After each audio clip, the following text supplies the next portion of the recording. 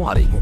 لا تنسوا الاعجاب بالفيديو والاشتراك في القناة تشجيعا لنا لنستمر بنشر المزيد إن شاء الله.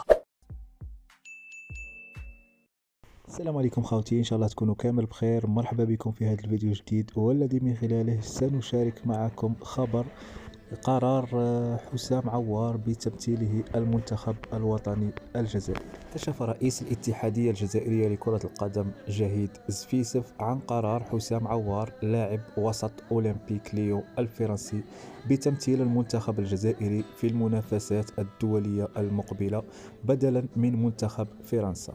وقال زفيزف في تصريحات عبر الإذاعة الوطنية الجزائرية: قضية حسام عوار انتهت بشكل مبدئي، حيث أعطى موافقته لتمثيل الخضر، ونقترب من غلق ذلك الملف بشكل نهائي.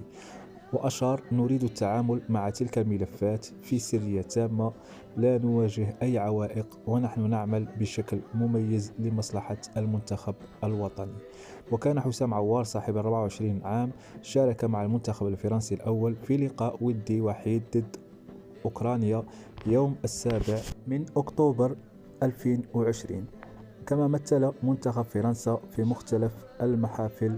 وتواصل اللاعب الجزائري حسام عوار لاتفاق مبدئي مع نادي جديد سينضم إليه وبنسبة كبيرة خلال فترة الانتقالات الشتوية 2023.